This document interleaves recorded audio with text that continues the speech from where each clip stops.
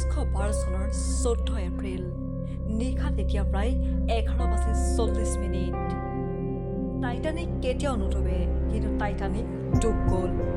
অশান্ত হৈ পৰি অতপৰে শান্ত সমাহিত হৈ থকা সাগৰখন, মুখ উফুন্দাই উঠা অন্ধকাৰময় আকাশৰ তলত দৈত্যকাৰী বৰফৰ আগত হাৰ মানিলে কেতিয়াও হাৰ মানিব খোজা জাহাজখনে। আজিৰ পৰা প্ৰায় 114 বছৰৰ আগতেই আটলাণ্টিক মহাসাগৰত ডুব গৈছিল ইতিহাস ৰচিব খোজা বৃহৎ জাহাজ টাইটানিক। 3 বছৰত নিৰ্মাণ কৰা টাইটানিক ডুব গৈছিল মাত্ৰ 2 ঘণ্টাতেই।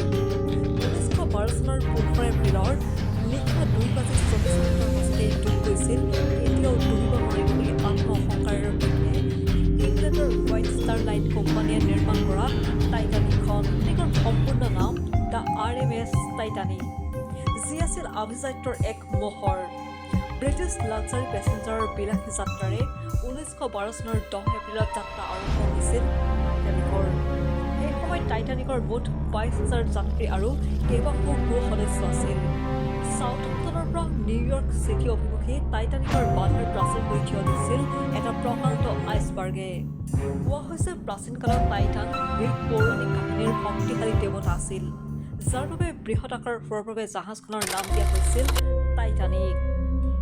টাইটানিকৰ সম্পূৰ্ণ নাম আছিল RMS। RMSৰ অৰ্থ আছিল ৰয়েল মেইল ষ্টিমাৰ, অৰ্থাৎ জাহাজখনৰ সম্পূৰ্ণ নাম আছিল ৰয়েল মেইল ষ্টিমাৰ টাইটানিক। 1908 চনৰ 17 ছেপ্টেম্বৰত আৰম্ভ হৈছিল টাইটানিকৰ নিৰ্মাণ কাৰ্য। ইংলেণ্ডৰ হোৱাইট ষ্টাৰ লাইন নামৰ এটা কোম্পানীয়ে নিৰ্মাণ কৰিছিল এই জাহাজখন। সেই সময়ত বৃহৎ জাহাজ টাইটানিক নিৰ্মাণ কৰা হৈছিল অত্যাধুনিক প্ৰযুক্তিৰে। টাইটানিকত আছিল 5 ষ্টাৰ হোটেলতকৈ অধিক সুবিধা, 269 ফুট দৈৰ্ঘ্য আৰু 175 ফুট উচ্চতাতকৈ অধিক আছিল টাইটানিকৰ উচ্চতা।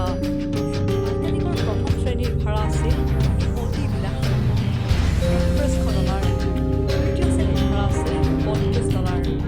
প্ৰথম শ্ৰেণীৰ যাত্ৰীসকলৰ বাবে আছিল অত্যাধুনিক সা সুবিধা, য'ত আছিল gym, swimming pool, smoking rooms, restaurants, cafes, Victorian ষ্টাইলৰ টাৰ্কিছ বাথ, 100 অপুলেণ্ট কেবিনছ ইত্যাদি, য'ত পেছেঞ্জাৰসকলৰ বাবে এভেইলেবল আছিল হাই পাৱাৰ্ড ৰেডিঅ' টেলিগ্ৰাফ ট্ৰান্সমিটাৰ।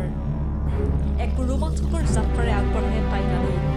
কেইবাটাও আইচ ৱাৰ্ণিং লাভ কৰাৰ পাছতো সকলো আওকাণ কৰি তীব্ৰ বেগেৰে আগবাঢ়িছিল টাইটানিক। 1992 চনৰ 15 এপ্ৰিলৰ নিশা এক প্ৰচণ্ড আইচবাৰ্গৰ সন্মুখত হাৰ মানে টাইটানিকে। টাইটানিকৰ প্ৰথম বিষয়া মাৰ্ডকে হঠাতে বাওঁফালে ঘূৰিবলৈ নিৰ্দেশ দিছিল যদিও সম্পূৰ্ণ ওলোটাকৈ ঘূৰিছিল টাইটানিকৰ দিশ। নিশ্চিত হৈ উঠিছিল যে টাইটানিকক বচাব পৰাটো সম্ভৱ হৈ নুঠে আৰু। জাহাজখনে এনে এক ঠাইত খুন্দা মাৰিলে য'ত সকলো গেটৰ পানীৰ প্ৰতিৰোধ ক্ষমতা বিকল হৈ পৰিল। টাইটানিকত আইচবাৰ্গে মৰা সেই আচুৰত টাইটানিকৰ ভিতৰতে পানী সোমাবলৈ ধৰিলে, যাৰ ফলত মাত্ৰ 2 ঘণ্টাৰ পাছতেই সমগ্ৰ টাইটানিক আটলাণ্টিক মহাসাগৰত ডুব যায়। ডুব যোৱাৰ অন্তিম মুহূৰ্তত জাহাজখনৰ বৈদ্যুতিক ইঞ্জিনটো বন্ধ হৈ যায়। 2,224 পেছেঞ্জাৰৰ ভিতৰত 710 জন জীয়াই আছিল। এই ৰোমাঞ্চকৰ যাত্ৰা উপভোগ কৰিবলৈ আহি কিছু লোকে জীৱন ত্যাগ কৰিলে, অভিজ্ঞতাৱে কিছু লোক জীৱিত কৰিব। বহু লোকৰ বাবে সেয়ে আছিল হয়তো জীৱনৰ অন্তিমটো দেখা। এতিয়াও ডুবিব নোৱাৰে বুলি দাবী কৰা টাইটানিক জাহাজখন এতিয়া সমুদ্ৰ পৃষ্ঠৰ পৰা 12,600 ফুট তলত আটলাণ্টিকৰ তলত থিয় হৈ আছে।